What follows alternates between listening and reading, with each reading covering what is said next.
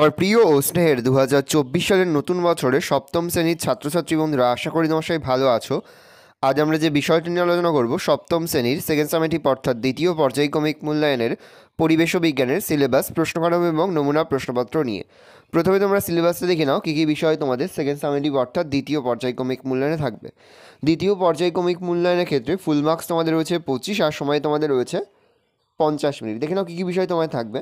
ভৌত পরিবেশ থেকে থাকবে আলো, চুম্বক, তড়িৎ, পরিবেশ বান্ধব শক্তি। আর পরের অধ্যায় তোমায় থাকবে পরিবেশের সজীব উপাদানের গঠনগত বৈচিত্র্য ও কার্যগত প্রক্রিয়া।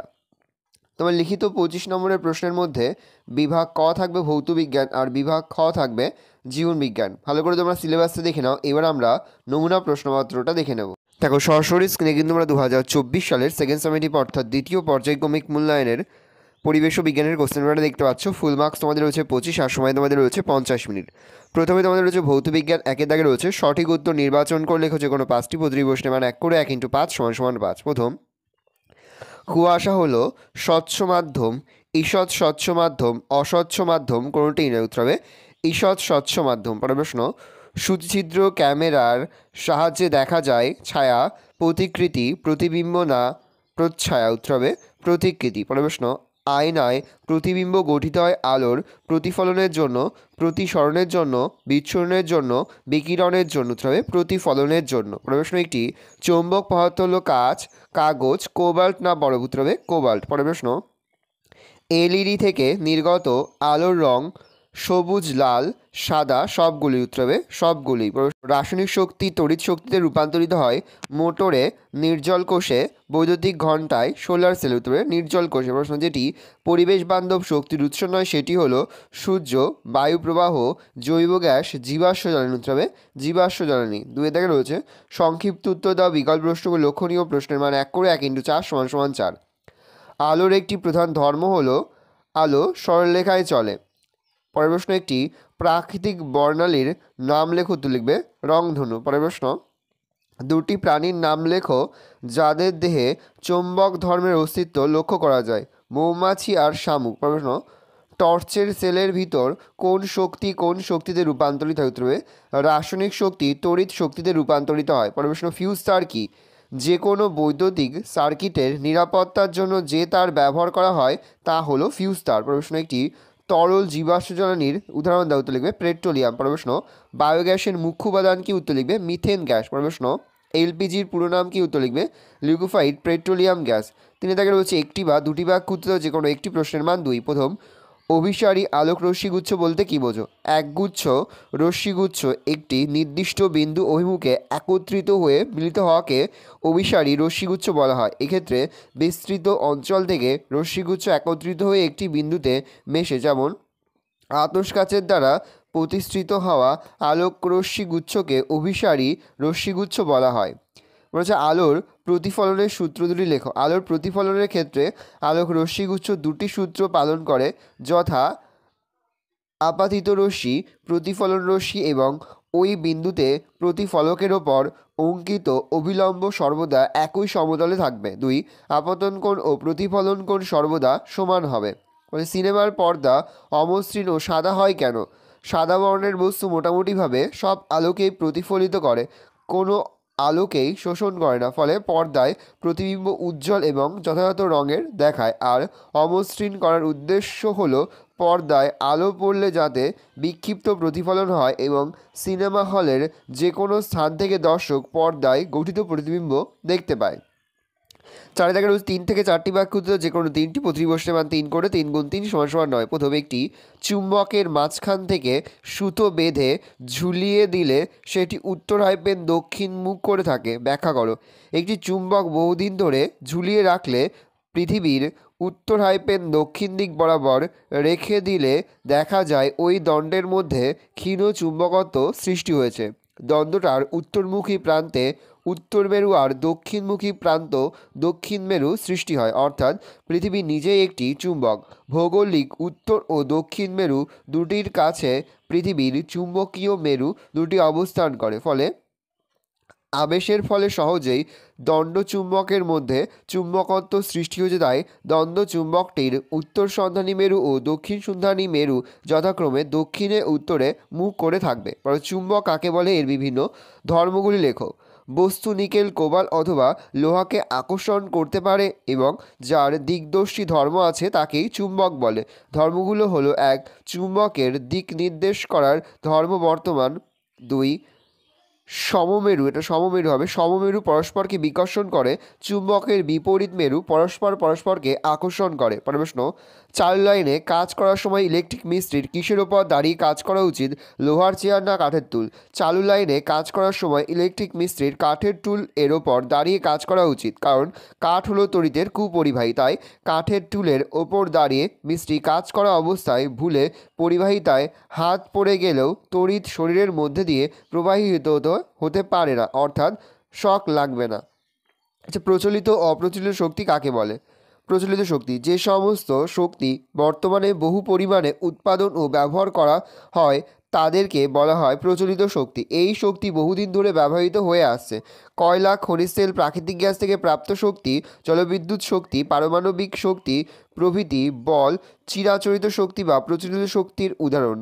অপ্রচলিত শক্তি, যে সমস্ত শক্তি বর্তমানে স্বল্প পরিমাণে উৎপাদন ও ব্যবহার করা হয় অথচ ভবিষ্যতে বহুল পরিমাণে ব্যবহারের সম্ভাবনা আছে তাদেরকে বলা হয় অচিরাচরিত শক্তি। যেমন সৌরশক্তি, বায়ুশক্তি, ভূতাপ শক্তি, জোয়ারভাটা শক্তি, জৈব গ্যাস প্রভৃতি বল অচিরাচরিত শক্তি বা অপ্রচলিত শক্তির উদাহরণ। পর হচ্ছে পরিবেশ বান্ধব শক্তি কাকে বলে, এর বৈশিষ্ট্যগুলি লেখো। যে সকল শক্তি উৎস থেকে পরিবেশ এবং জীবজগতের ক্ষতির সম্ভাবনা কম থাকে তাদের পরিবেশ বান্ধব শক্তি বলা হয়, যেমন সৌরশক্তি, বায়ুশক্তি, জৈব শক্তি প্রভৃতি। পরিবেশ বান্ধব শক্তির বৈশিষ্ট্য: 1. এই সকল শক্তি উৎসের থেকে পরিবেশ দূষণের সম্ভাবনা কম থাকে। 2. এই প্রকার শক্তি পুনর্ব্যবহারযোগ্য, ফলে স্বল্প ব্যয় সাপেক্ষ। 3. নিঃশেষ হওয়ার সম্ভাবনা কম বা প্রায় থাকেই না। 4. প্রত্যন্ত অঞ্চলের মানুষের কাছেও সহজলভ্য হয়। পরে তোমাদের রয়েছে বিভাগ খ অর্থাৎ জীবন বিজ্ঞান। একের দাগে রয়েছে সঠিক উত্তর নির্বাচন করে লেখো যে কোনো একটি প্রশ্নের মান 1। প্রথম, ফুলের যে অংশটা ফলে পরিণত হয় সেটা হলো বৃতি, দলমণ্ডল, পরাগধানী না ডিম্বাশয়? উত্তর হবে ডিম্বাশয়। প্রশ্ন, আমের ফলত্বকের যে অংশটি আমরা খাই তা হলো বহিত্বক, মধ্যত্বক, অন্তত্বক না ফলত্বক? উত্তর হবে মধ্যত্বক। প্রশ্ন, কীটপতঙ্গ আকৃষ্ট হয় ফুলের বৃতি, দলমণ্ডল, পুংকেশর না গর্ভকেশর? উত্তর হবে দলমণ্ডল। 2 দাগে রয়েছে সংক্ষিপ্ত উত্তর যে কোনো একটি প্রশ্নের মান 1। প্রথম প্রশ্ন, আমকে সরল ফল বলা হয় কেন? আমের ক্ষেত্রে একরটি ফুলের এক বা একাধিক মুক্ত গর্ভবর্তী এক প্রকোষ্ঠযুক্ত ডিম্বাশয় থেকে আম উৎপন্ন হয়, তাই আমকে সরল ফল বলা হয়। বলছে কোন উদ্ভিদে পর্বমূল দেখা যায়? উত্তর লিখবে বাঁশ গাছে পর্বমূল দেখা যায়। প্রশ্ন, ব্যাকটেরিয়া ঘটিত রোগের চিকিৎসায় ব্যবহৃত দুটি অ্যান্টিবায়োটিকের নাম লেখো। উত্তর লিখবে সেফালোস্পোরিন আর পেনিসিলিন। ভালো করে দেখে নাও, তাহলে উত্তর হবে সেফালোস্পোরিন আর হচ্ছে পেনিসিলিন। 3 দাগে রয়েছে 3 থেকে 4টি বাক্য উত্তর যে কোনো একটি প্রশ্নের মান 3। প্রথম, বীজের অঙ্কুরোদ্গমের জন্য প্রয়োজনীয় বাহ্যিক শর্তের উল্লেখ করো। তার সঙ্গে হচ্ছে বাহ্যিক শর্তগুলোর প্রয়োজনীয়তা সংক্ষেপে লেখো। বীজের অঙ্কুরোদ্গমের জন্য প্রয়োজনীয় শর্তাবলী: জল, অক্সিজেন, উষ্ণতা আর আলো। বাহ্যিক শর্তগুলির প্রয়োজনীয়তা: 1. জলের প্রয়োজনীয়তা। অঙ্কুরোদ্গমের জন্য সবচেয়ে গুরুত্বপূর্ণ উপাদান হলো জল, কারণ জলের অনুপস্থিতিতে কখনোই এই প্রক্রিয়া সম্ভব হয় না। জলের উপস্থিতিতে উৎসেচকগুলি সক্রিয় হয় এবং ভ্রূণকে নির্গত হতে সাহায্য করে। 2. অক্সিজেনের প্রয়োজনীয়তা। অক্সিজেনের উপস্থিতিতে সবাত শ্বসনের মাধ্যমে অঙ্কুরিত বীজে শক্তি উৎপাদনে সাহায্য করে। 3. এটা উষ্ণতার প্রয়োজনীয়তা হবে। উষ্ণতার প্রয়োজনীয়তা: ঘরের তাপমাত্রা অর্থাৎ 25 থেকে 35 ডিগ্রি সেন্টিগ্রেড তাপমাত্রার মধ্যে প্রয়োজনীয় উৎসেচকগুলি সর্বাধিক সক্রিয় থাকে। আলোর প্রয়োজনীয়তা: বীজের অঙ্কুরোদ্গমে আলো শোষণকারী ফাইটোক্রোম গুরুত্বপূর্ণ ভূমিকা পালন করে। পরে হচ্ছে স্বপরাগযোগ বলতে কী বোঝো, উদাহরণ দাও। ও ইতর পরাগযোগ বলতে কী বোঝো, উদাহরণ দাও। স্বপরাগযোগ: যখন কোনো ফুলের পরাগরেণু সেই ফুলের বা সেই গাছের অন্য ফুলের গর্ভপুণ্ডের ওপর পতিত হয় তখন তাকে স্বপরাগযোগ বলে। উদাহরণ, উভয়লিঙ্গ ফুলেই সাধারণত স্বপরাগযোগ দেখা যায়। সিম, টমেটো, সন্ধ্যামালতি ইত্যাদিতে স্বপরাগযোগ দেখা যায়। ইতর পরাগ: যখন কোনো ফুলের পরাগরেণু একই প্রজাতির অন্য কোনো গাছের ফুলের গর্ভপুণ্ডে পড়ে তখন তাকে ইতর পরাগযোগ বলে। উদাহরণ, তাল, পেঁপে প্রভৃতি গাছের ইতর পরাগযোগ দেখা যায়। পরে চিত্রের মাধ্যমে একটি আদর্শ ফুলের বিভিন্ন অংশ চিহ্নিত করো ও তাদের একটি করে কাজ লেখো। ভালো করে দেখে নাও, তোমাদের আদর্শ ফুল জবা ফুলের ছবিটা কিন্তু আঁকতে হবে। ভালো করে ছবিটা দেখে নাও। তারপর দেখো হচ্ছে আদর্শ ফুল জবার বিভিন্ন অংশের কাজ।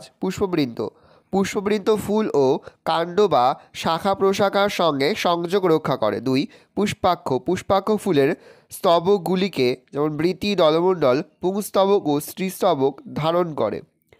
3 কুড়ি অবস্থায় বৃতি ফুলের অন্যান্য স্তবকগুলিকে রোদ, বৃষ্টি, ঠান্ডা, বাইরের আঘাত ও কীট পতঙ্গদের আক্রমণ থেকে রক্ষা করে। বৃতি সবুজ হওয়ায় সালোক সংশ্লেষ প্রক্রিয়ায় খাদ্য তৈরি করে। বৃতি উজ্জ্বল বর্ণের হলে পতঙ্গকে আকৃষ্ট করে পরাগযোগে সাহায্য করে।